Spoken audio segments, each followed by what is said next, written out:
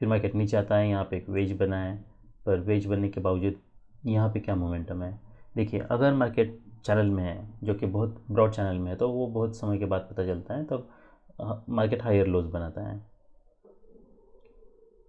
यहाँ पे एक माइक्रो डबल बॉटम था, मार्केट मूड अप डाउन फिर अप।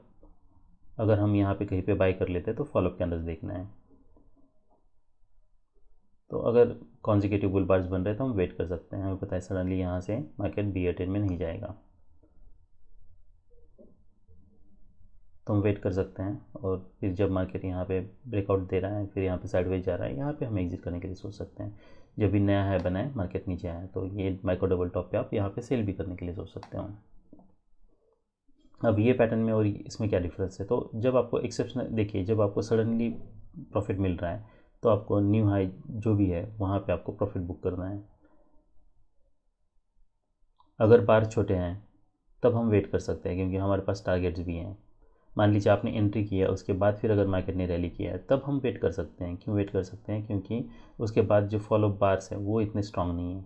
2 बार से तो हम एक्सपेक्ट कर सकते हैं और एक लेग आए, और एक लेग आता है, उसके बाद फॉलोअप देखिए डोजी बार्स हैं, तो ये कोई स्ट्रांग सेल ऑफ नहीं है। यहाँ पे देखिए ये काफ़ी स्ट्रांग सेल ऑफ है।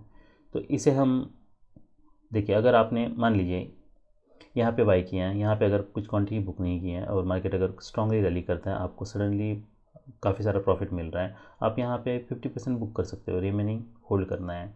और अगर मार्केट रिमेनिंग हमारा ये स्टॉप लॉस बन रहा है, डिसअपॉइंटमेंट है।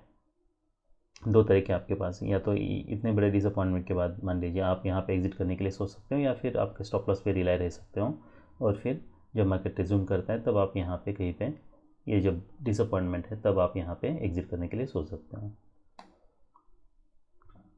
तो हमारे लिए जो रीज़नेबल ट्रेड, देखिए उसके बाद फिर कोई रीज़नेबल ट्रेड नहीं है। यहाँ पे 2 बार्स के बाद हमें यहाँ पे सेल नहीं करना है, और एक लेग आ सकता है।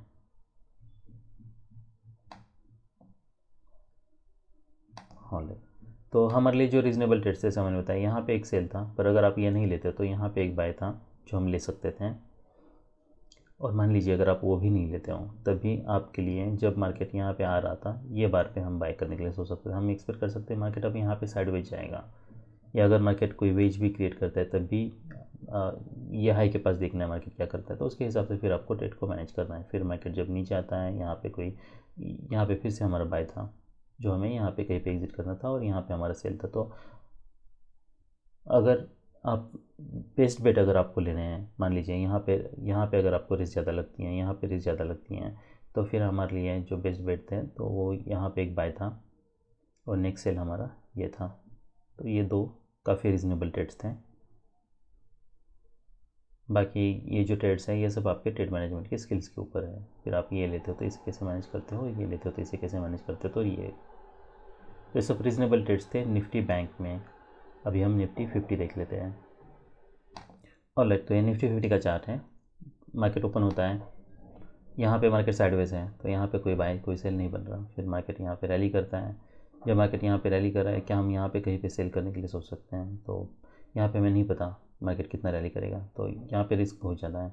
फिर मार्केट नीचे आता है, ब्रेकआउट करने के लिए ट्राई करता है, क्या हम यहाँ पे कहीं पे बाय करने के लिए सोच सकते हैं। तो मार्केट देखिए, क्या हम एक्सपेक्ट कर सकते हैं कि हाँ अब मार्केट यहाँ से रैली कर सकता है सडनली, या एटलीस्ट EMA टेस्ट कर सकता है। अगर नीचे ब्रेकआउट फेल होता है, उसके बाद फिर अगर यहाँ पे ऊपर मार्केट जाने लगता है, तो ये स्टॉप लॉस लेके हम यूज़ कर सकते हैं। अदरवाइज़ बेटर ये है आप ये ट्रेड को अवॉइड कर लो। फिर मार्केट रैली करता है, यहाँ पे एक वेज बनाता है, first leg pull back, second leg pull back, third leg. यहाँ पे जब वेज बनता है, क्या हम यहाँ पे एक्सपेक्ट कर सकते हैं मार्केट रैली करेगा। ये पैटर्न बहुत छोटा है, तो हमें एक्सपेक्ट करना है कि यही मार्केट जा सकता है। तो मार्केट यहाँ तक रैली करता है, फिर डबल टॉप बनता है, मार्केट नीचे आता है। अभी भी हमारा यहाँ पे कोई सेल कोई बाय नहीं बन रहा, क्या हम यहाँ पे अब बाय करने के लिए सोच सकते हैं, क्या एक्सपेक्ट कर सकते हैं मार्केट यहाँ से रैली करेगा। ये पैटर्न में और ये पैटर्न में कोई डिफरेंस है। तो यहाँ पे मार्केट काफ़ी समय से EMA के ऊपर सस्टेन किए हैं, और बाइंग प्रेशर काफ़ी हमें क्लियरली दिख रहा है। यहाँ पे कौन बुल बार से बियर बार से, तो ये इतना कन्विंसिंग पैटर्न नहीं है कंपैरेटिवली निफ्टी बैंक। तो यहाँ पे आई हेजिटेट टू बाय, क्योंकि यहाँ पे बियर बार्स काफ़ी स्ट्रॉन्ग बन रहे हैं और इतना बाइंग प्रेशर मिसिंग है, the only reason is buying pressure is missing. तो उसके बाद फिर 2-3 स्ट्रॉन्ग बुल बार्स बनते हैं, मार्केट नीचे आता है। ये रिजम्पशन मुझे काफ़ी स्ट्रॉन्ग लग रहा है क्योंकि ये माइक्रो चैनल में है। उसके बाद फिर मार्केट नीचे आता है। अब हम यहाँ पे बाय कर सकते हैं, ये रीजनेबल बाय हो सकता है। नेक्स्ट सेल हमारा फिर मोमेंटम ब्रेक हो रहा है, यहाँ पे कोई डिसेंट सेल सिग्नल बार नहीं है, पर यहाँ पे जब ये बियर बार क्लोज होता है तब हम सेल करने के लिए सोच सकते हैं कि ये बार ने इसका लो नहीं निकाला है, तो यहाँ पे रिस्क हो जाता है। ये सब हमारे लिए टारगेट्स हैं।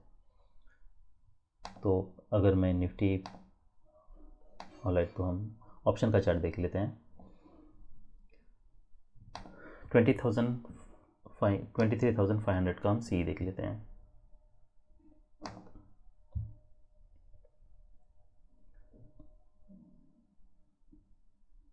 तो यहाँ पे क्लियरली बाइंग प्रेशर दिख रहा है, देखिए काफ़ी स्ट्रॉन्ग बार है। ऐसे बार्स क्लोज होते हैं तो आई यूजुअली फिर हम बाई के लिए सोच सकते हैं, क्योंकि ऑप्शन का ये चार्ट है, ये देखिए यहाँ पे क्लियरली दिख रहा है कि यहाँ पे बाइंग प्रेशर है। पर बाई करना है इसका मतलब ये नहीं है कि हमें टारगेट्स क्या रखना है, ये टारगेट रखना है, ये एक हमारे लिए टारगेट है। यहाँ पे कुछ क्वांटिटी आपको ज़रूर बुक करनी है, रिमेनिंग आपको होल्ड करनी है। तो मार्केट यहाँ पे 3 स्ट्रॉन्ग बार्स के बाद मार्केट काफ़ी स्ट्रांगली ब्रेक करता है। उसके बाद फिर 23,600,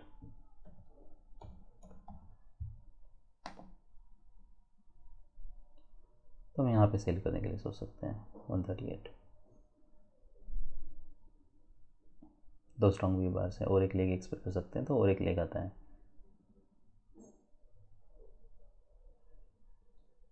तो वैसे तो रीज़नेबल जो ट्रेड था हमारे लिए वो यही था, यहाँ पे लेने के बजाय।